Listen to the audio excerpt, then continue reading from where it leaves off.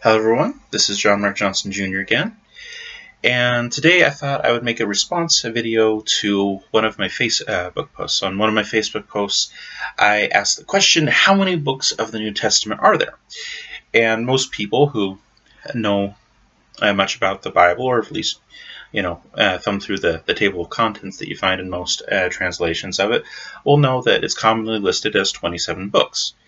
However, just to kind of inspire people to think about the history of the text a little bit, I put forward as options for the number of books of the Bible quite a few different numbers, and none of them were 27, and I did that quite intentionally. Yes, that's how many books you're going to find in the table of contents, how many books are going to be listed separately, that kind of thing. And I don't mind that if people know that, and certainly I would actually like that people would know that. But the reason why I didn't put it as an option in the multiple choice question was simply because I wanted people to think about the history of the text a little bit. And by and large, I think that quite a few people who responded indeed did do that, and so I'm very happy with that result. And lots of interesting things got brought up, and just thought I'd take the time to talk about them a little bit and kind of share a little bit of perspective on them. So nothing too terribly fancy, but just that sort of thing. So going back to the original question, I said, how many books are in the New Testament? A, 28, B, 26, C, 24, or D, 22? And actually, all of these answers, you could kind of give a reason for it, and some of them actually would have multiple reasons for why you would have that many and so forth. And it was kind of interesting to see what people's responses were. Some people just gave the number that they thought was right. Other people basically did well, none of the above. The table of contents says 27, and that, like I said, that's fine. I'm happy when people at least know that much about the Bible. That's a good thing. But other people got into it a little bit more detail and kind of considered the history of the text and what was going on with it a little bit. One thing that got mentioned was the fact that Luke and Acts, of course, are written by the same author. Acts wrote the book of Luke, and of course the Gospel of Luke as well. And there were some claims that were made relative to it that were very interesting. People said, well, the same author kind of considered parts of the same book, and maybe that's how you could get to the 26 option. If you put those two together, it would bring the total down from 27 to 26.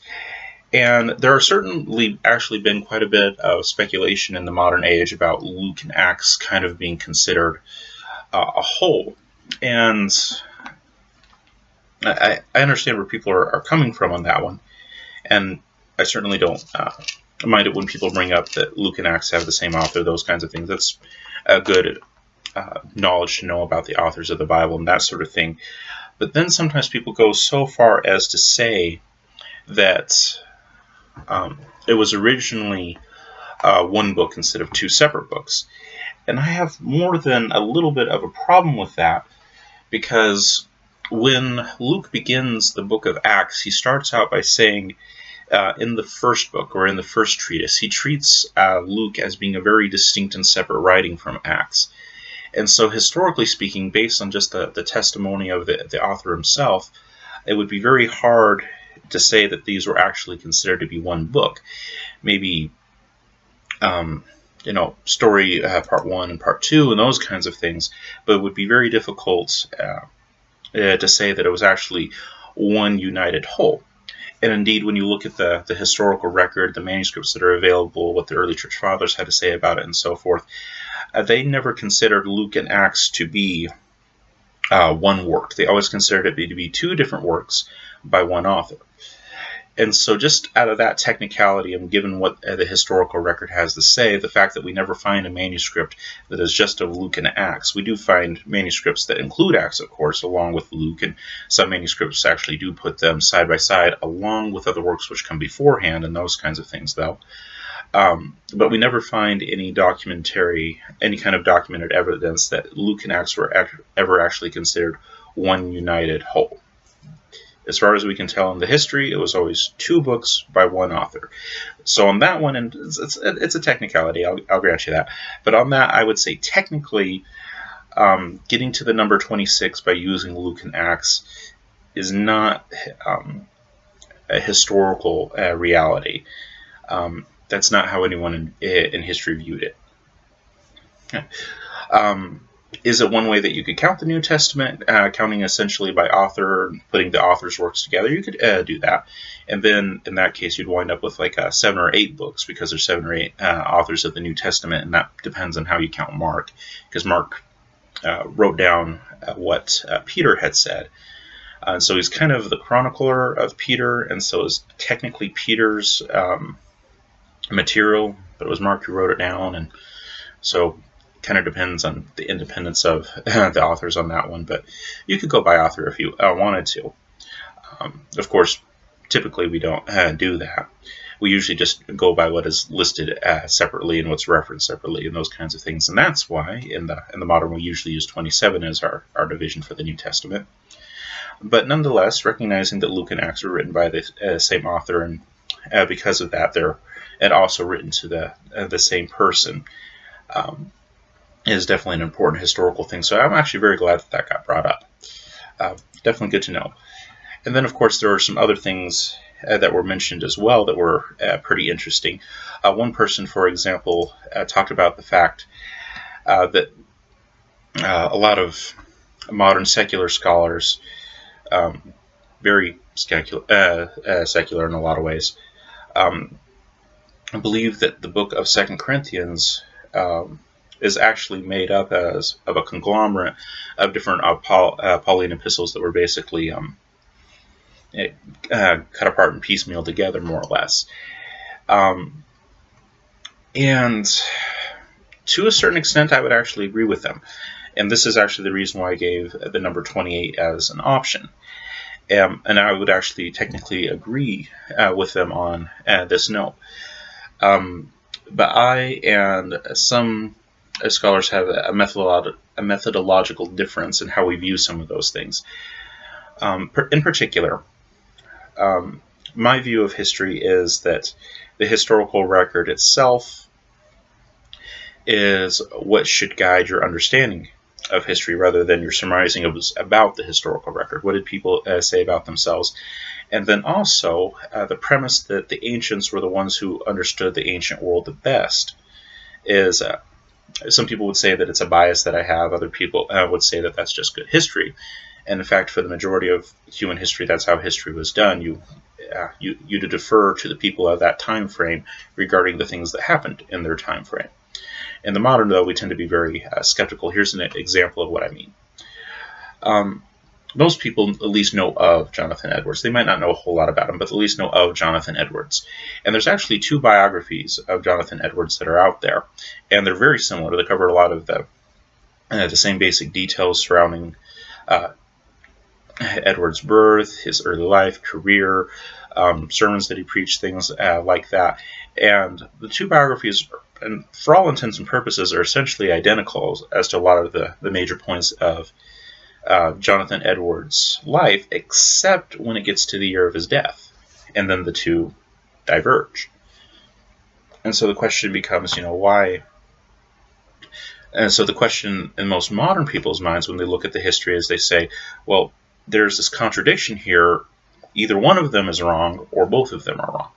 That's the modern mindset. The modern mindset usually looks to ourselves as being the authoritative standard.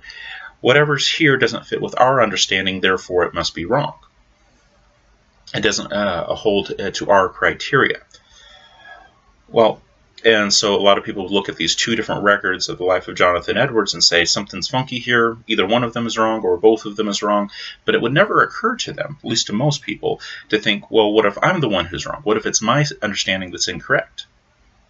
Fortunately, in this particular case with Jonathan Edwards, we actually have more historical evidence other than just those 2 biographies. And when you look at the rest of the historical evidence, you actually find out there were 2 guys named Jonathan Edwards who had very similar lives in a great many respects, but of course they're 2 different men, and so they die in 2 different years. the ancient sources were actually, well, they're not completely ancient. It's Jonathan Edwards. It's not that old. But the historical sources are not actually incorrect. Now, if that's all that you had to base your understanding on, it's possible that you, or me, might wind up with a misconception about the history, but it would not be them that messed it up. It would be us. And that's why, just from a sound epistemological point of view, it is always safest to defer to the sources themselves as being experts regarding their own time. Who is it that understood the ancient world the best? Probably the ancients.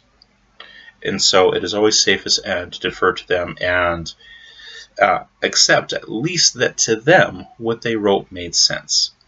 They didn't see it as contradictory. At least the vast majority of the time, unless you can prove that someone was a pathological liar, those kinds of things. But generally, if somebody is writing something that is generally trustworthy, and there isn't any great reason to think that they have this motive or that motive that would interfere with it, then generally you defer to them. Even if it seems contradictory at the surface, there's probably a reason for why the ancient sources say things the way that they do.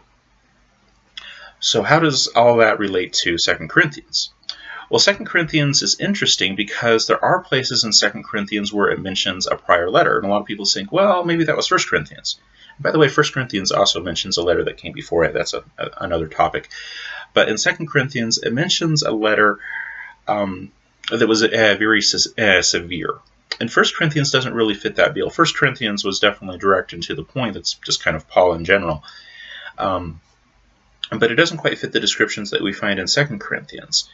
And so historically, people were always wondering, what was this a severe letter?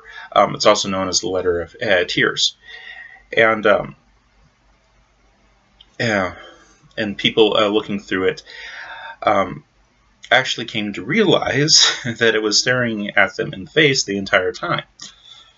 In 2 Corinthians chapter 10, the letter actually basically starts over again. A lot of times when Paul introduces a letter, he says, Paul, an apostle of Christ Jesus, by the will of the Lord, or say something similar to that.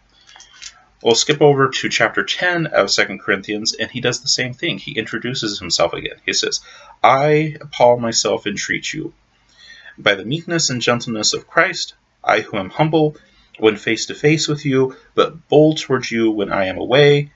And then he goes on with 10 through basically the first part of chapter 13. This is the missing letter, the missing severe letter.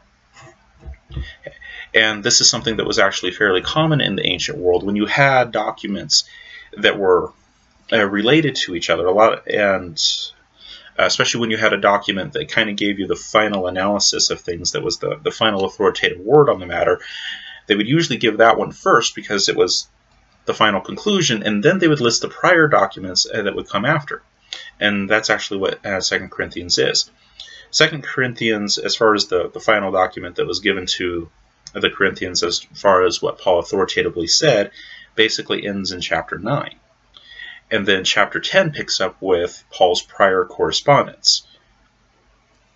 And so basically saying, this is the letter that I had written to you before, da-da-da-da-da. So it doesn't make it that, so this actually is 2 Corinthians, but it's 2 Corinthians with basically a quotation of another letter inserted into it. And this is where there's actually a historical basis for saying that 2 Corinthians is in fact 2 books. Technically, one is kind of a quotation within a larger book, but it's technically two books. And so I personally would say that the New Testament includes 28 books, because 2 Corinthians has kind of a book within a book. Now, and that was what was historic. This is the historical reality that Paul actually does talk about the severe letter in the first part of 2 Corinthians and those kinds of things. There's a historical basis for it that comes to us from the sources that talk about it themselves, and Paul talks about it himself. So he talks about the severe letter in the first part of 2 Corinthians. Now, there are some scholars who think that 2 Corinthians is more than just 2 letters put together. And their basis for doing it doesn't have anything to do with the history, and it doesn't have anything to do with what Paul said about a given letter, because Paul only references one letter. He never says in the letters that I wrote to you. He only references one, and there's only one new introduction in the entire book of 2 Corinthians, that in chapter 10, where he says, I, Paul, and continues again. Okay, there's historically and materially, textually, there's only one letter within a letter, book within a book. But a lot of scholars had said, well, if it's possible that you could have books within books, then maybe it's possible that, it could be made up of more. And then what they do is they basically go through and they look at the text stylistically, and they look for places of variation and difference, and then their theory has basically become, well, wherever there's a variation and difference in style, that might have been from a letter that was over here and a letter over here. You put them all together and you get something that has variations and difference in style, and that explains it. This is what is called stylometric analysis. And stylometric analysis is basically the study of style as it relates to text, and a lot of times it becomes a means of detecting forgeries. The problem with stylometric analysis is that it is horribly unreliable for a multitude of reasons.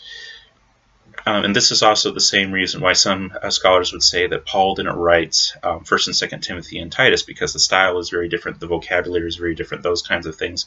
They say, well, it doesn't fit a lot of Paul's other writings, therefore it doesn't quite fit, and then they bring up some things about Ephesians and things like that. And this is why I listed 24 as being an option, because if you take out 1st and 2nd Timothy and Titus, then of course from the normal 27 that we go by, that would be 24. I'm not saying that I agree with it at all, but there are some people that would go that way. But getting back to the point, people look at the different stylistic variations and they say, well, this is an indication that something was added into it, that it's a forgery, these kinds of things. And those kinds of theories sell well. They allow people to sell books, make a lot of money off of it, deliver lectures, those kinds of things. The only problem is that it is incredibly difficult to test and see if your surmisings about it are actually correct, because most of the time there's no evidence for these kinds of things in the historical record. Like I said, relative to 2 Corinthians, the only evidence that we have is of one letter that Paul references, and there's only one point of reintroduction in 2 Corinthians. So historically speaking, you can only make an argument for one book within the book, for 2 Corinthians being made up of 2 works, basically. That's all that you can historically validate. The rest of it is surmisings based on the style, vocabulary, and those kinds of things, stylometry. But like I said, stylometry is incredibly, incredibly unreliable, and especially when it comes to references, the biblical authors and those kinds of things. Most of the biblical authors usually only have like 11 to 12,000 words to their name. Relatively short amounts of material. Some of them, of course, are longer, some of them, of course, are shorter. But relatively short spans. And in order to do a stylometric analysis, an analysis of style, you have to be able to actually establish a style within a statistically significant boundary. And a statistically significant boundary, and this is something that I can speak to because my background is actually in mathematics, a statistically significant boundary for verbal speech is usually around 150,000 words or so. Most of the biblical authors don't even come close to providing us with that much material. Another thing that you have to keep in mind with stylometric analysis is that if you're going to do an analysis of style, it has to be that person's style, which means that you have to have works that are actually from that person, which means that you have to believe that that person actually wrote something in the first place in order to do any kind of a comparison. So in order to say that some of Paul's writings were forged, you have to believe that he really did write some writings by which you can compare it. So you have to affirm the existence of the author in the first place, and that some of the works, at least some of the works that you have, are indeed legitimate and true. And there are some skeptics of the Bible who wouldn't even go that far. They basically say the Bible was written by people, and we don't know exactly who they were, but they got called these names, so let's just go with it. And there's this kind of this profound epistemological agnosticism that comes in where people say, well, we don't really know anything. And people think that that's a great hallmark of academia, to basically say that you know nothing. That would be a very interesting study as well. But I won't get into that right now just because I don't have time. but you have to have at least the affirmation that the author exists and that you do have certifiable writings that are from them.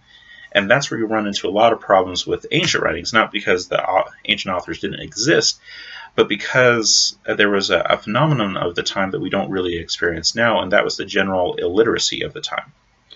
That is, it wasn't like today where a lot of people know how to read and write for themselves fairly frequently, although I don't know if texting really counts as reading and writing for yourself, but we'll let it slide. But in the ancient days, a lot of times if you wanted something to be written out, you would go to an amanuensis, basically a scribe, someone who would take dictation for you. And because of this intermediary who's in the mix, what you wind up getting as a result is not something that actually reflects the original speaker's style. Instead, you have the amanuenses take more or less on it. Now, the person who was originally given the dictation would usually, sign off on the letter once they had read through it.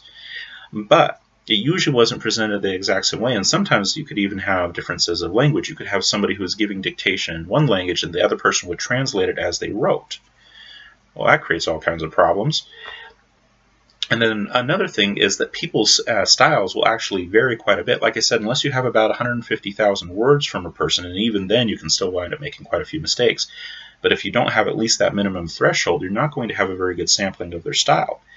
And in order to have a good sampling of their style, you have to have material that actually comes from a wide diversity of topics. This is where we run into problems when we say that, 1st and 2nd Timothy and Titus weren't written by Paul. Well, the subject matter of 1st and 2nd Timothy and Titus are markedly different from a lot of the other Pauline epistles. They deal with issues of church discipline and advice to young leaders in the church and things like that, which a lot of his other writings don't really talk about. They're not the point of what there is. So there's going to be naturally a different vocabulary that's used and also a different style. I've done analysis of my own writings, for example, and actually one of the fun ones was my book Sword, which is a book that's on the Bible, how it came to be, and those kinds of things. And for the first 9 chapters, the style was in some ways more or less consistent, but not always. And there's things that I would do in different chapters that I had not done at all before.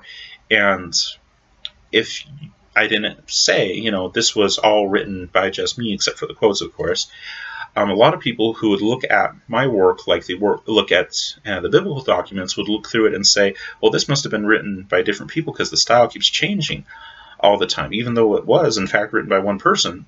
And it is a fairly good-sized work where you get some kind of material of comparison. It's still not to the 150,000 word minimum, but it's certainly a lot more than we have for most biblical authors. People would still be tempted to say that there are, significant stylistic differences. For example, the last chapter of the book, chapter 10, in chapter 10, I use at least 40 different words that I had not used in any previous chapter. So, there's literally tens of thousands of words in the previous chapters, and I had not used those words up until chapter 10, because chapter 10 was specifically about the textual reliability of the Bible itself, textual variants, and those kinds of things. And those were not topics that got covered in the other chapters, and they have their own vocabulary and language and even their own style. And the way that I even divided things out was different. Which chapters was it?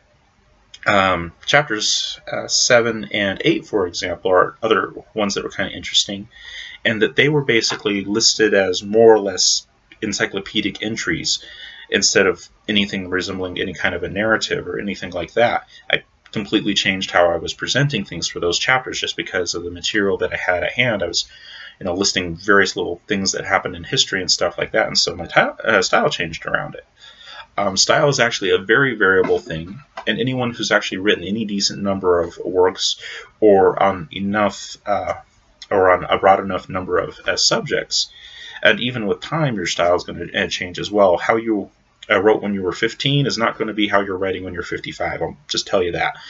Okay, a lot of less teenage angst in there. Okay, and what this does is it makes stylometric analysis a very, very, very difficult thing to accomplish with any kind of reliability.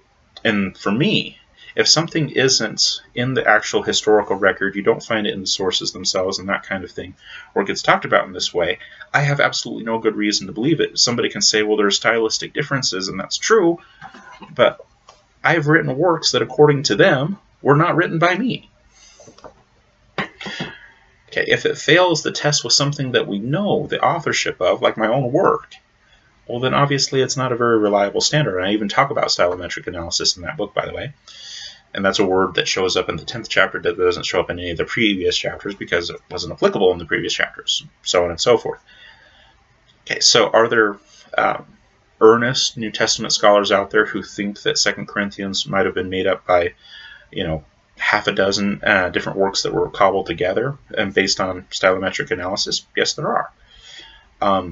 Do they actually have a significant pool of evidence from which to pull, enough words to go through, a broad enough understanding of what Paul's stylistic range was, what the different effects of having an amanuensis that is basically taking dictation for you, what the possible effects of that, language differences, the fact that Koine Greek is a kind of a Creole form and it can actually vary a little bit by region to region, those kinds of things, get local dialectal differences, all those kinds of things. Have they done?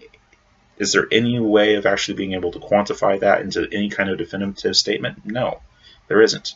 Believe me, I've done the math on it more than once, and it just doesn't come out as not a statistically reliable way of doing things.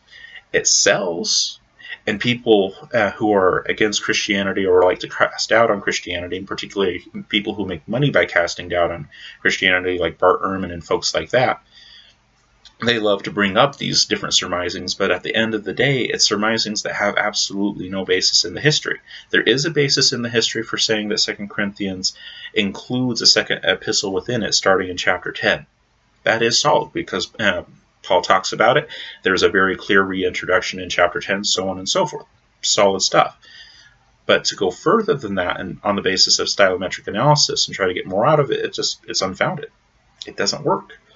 But then again, that's the standard that I have. I give the ancients the preference regarding ancient knowledge. They understood their time and place better than we did. That's my premise. Okay. Those people at the time knew what they were talking about better than we do. Is that a popular opinion right now in studies of history?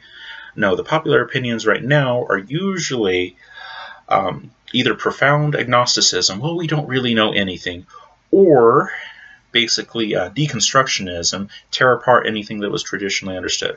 Well, what they said was this, and what has always been understood is this, but if you read between the lines, you can pull these things out of it. It looks like a duck. It quacks like a duck.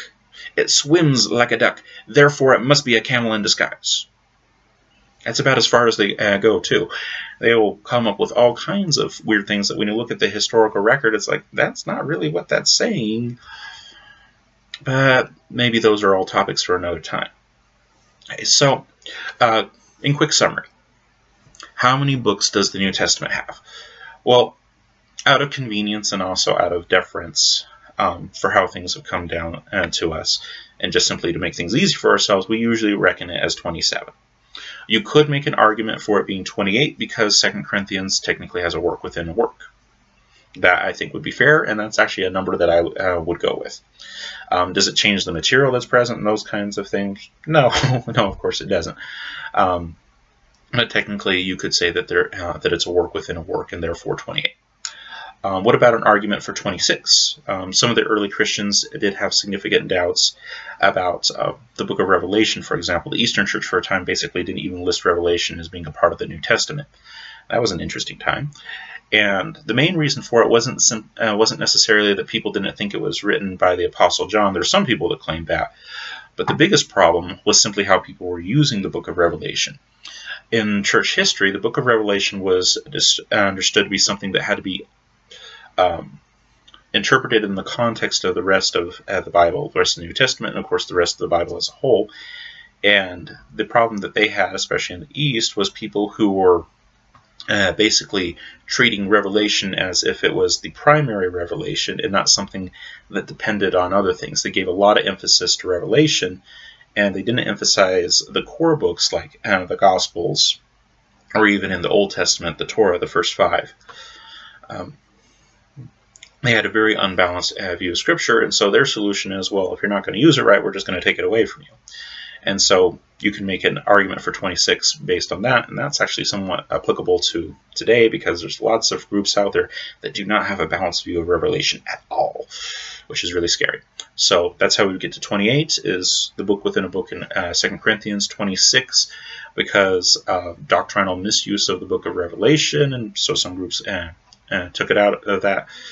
By and large, even Eastern Orthodoxy today still considers the book of Revelation to have been written by John and those kinds of things, but it's one that they usually say has to be used carefully, and the emphasis is not on the book of Revelation. The emphasis for the New Testament would be primarily on the Gospels, and then the Pauline epistles and so forth.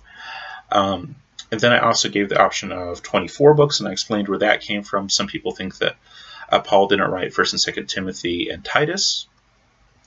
And like I said, that would be on the basis of stylometric analysis, not any actual historical justification whatsoever, because you don't find historical documents that really talk about those ones being inauthentic, with the exception, because there's probably some people that might know a little bit about this, with the one historical exception of Marcion, who also rejected the other Gospels aside from his own edited version of Luke, and also who rejected the book of Acts, which we count as being from Luke as well, and those kinds of things. He was already in the habit of piecemealing things out and taking things away and not actually caring for the original order at all. And there were actually people before the time of Marcion. Can't remember if it was Ignatius or if it was someone else, but there were people before Marcion who did know of 1st and 2nd Timothy and Titus as being legitimate and those kinds of things. And because of that, and because Marcion definitely had a motivated reason for taking things out and adjusting things as he liked it, he isn't taken very seriously, because he wasn't taken seriously even in his own time, and the records from his own time disprove his claims. But yes, technically he was someone who also would agree that 1st and 2nd Timothy and Titus were not original. People of his own time disagreed with him, and you can actually prove him wrong historically with the actual historical sources, not just modern surmisings, but the historical sources are sufficient to refute his claims on that one. But it's worth mentioning. And then another number that I gave was 22 for the books of the New Testament. And this actually reflects Syriac Christianity. The Syrian church for a long time did not have what is called the Western Five. Let me see if I can find the list of the Western Five here. Let's see here. Western Five. Nope, we don't need that part. Where is the Western Five? There we go. The Western Five is 2 Peter, 2nd and 3rd John, Jude, and Revelation. The Syriac Christians, this is not the Eastern Orthodox, this is not the Western Church, which eventually became the Catholic Church in those. This is the Syrian Church. For a long time didn't have these books, and they were kind of new on the scene to them. And they were still, of course, Christians up until that point. And thankfully, your standing with God does not depend on the books you've had and the books you're aware of, thank goodness. It doesn't depend on perfect theology and those kinds of things. But for a long time, they didn't have those 5 books. Does that make them unchristian? No. But they didn't have those 5 books for a while. It took them a while to circulate, and eventually they wound up accepting that in with a certain amount of reservation. And the early Christians were usually very reserved about accepting books in, because there were a lot of forgeries and fakes that went around, and they tended to check things out pretty strenuously because of that. But for a time, the Syriac church didn't have those 5. Those were books that were more common in what would be the East and the West, according to most common descriptions of it, but not over in Syria. And as far as the different effects of that and those kinds of things, you can actually look at my book, because I talk about the Western Five and whether they're legitimate or not, and the effects of it and the significance. It's in the book. It's all there. But basically, that's where the different numbers come from, and hopefully this gives you guys a little bit more food for thought on it. So how many books of the New Testament are there? Well, we usually list it out as 27. Depending on if you count books within books, you can make an argument for 28. If you list things according to doctrinal emphasis, Revelation shouldn't be emphasized as much, so you can do 26 on that. There's some people with some crackpot theories out there about stylometric analysis and how powerful it is when it really isn't, who would go for 24. And then, of course, on the basis of awareness of a particular group and not the rest of Christianity, you could kind of go with a minimalist argument of 22. But the fact of the matter, at the end of the day, is this. The New Testament that we have, as far as ancient documents is concerned, is the one that can be the most reliably reconstructed, and also the one that has the best pedigree as far as being able to trace it through history. And it's not as strong as a lot of people would like it. A lot of people would like to have this chain of succession where you have people's birth certificates and social security numbers all the way through history, and you're just not going to get that. But compared to any other document in history and the chain of custody and being able to trace things to the author and so forth, the New Testament blows everything else out of the water, bar none.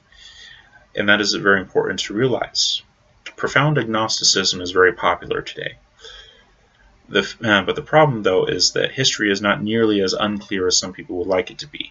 And if you're going to treat history in any meaningful and consistent way, if you're going to be doubtful about where the New Testament came from and whether or not the given authors were actually the authors and those kinds of things, well, then you would have to be equally skeptical about everything else, which has far worse attestation, which means you would basically know nothing of the ancient world, in which case you're a man who has his feet planted firmly in midair. And this is where modern scholarship has gone, unfortunately. And it's wound up infecting the church to a great extent. Instead of saying, well, yes, there's this debate and that debate about these things, but still on the whole, we know a whole lot more than we don't know.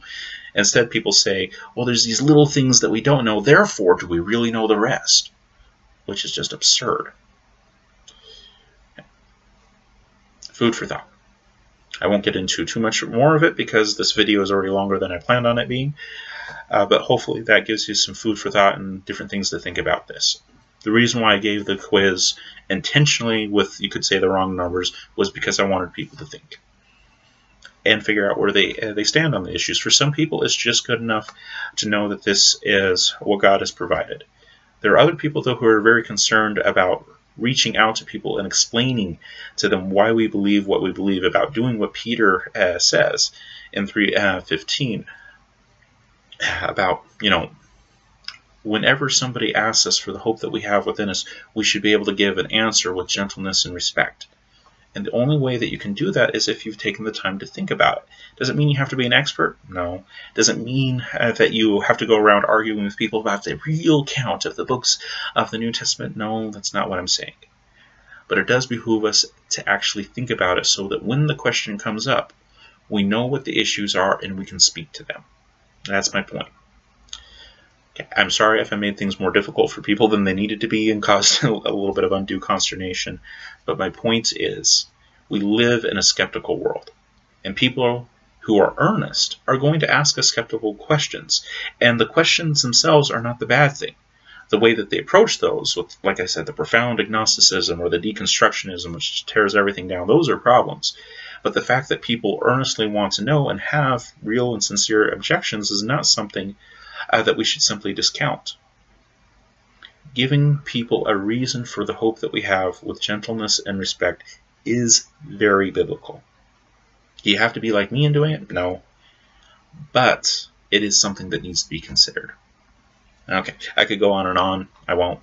Thank you very much for your time and your attention. For those of you who are in Christ, go with God and be blessed. For those of you who are not, I pray that you come to an understanding of the true Christ of history, the only real Savior of mankind. Amen.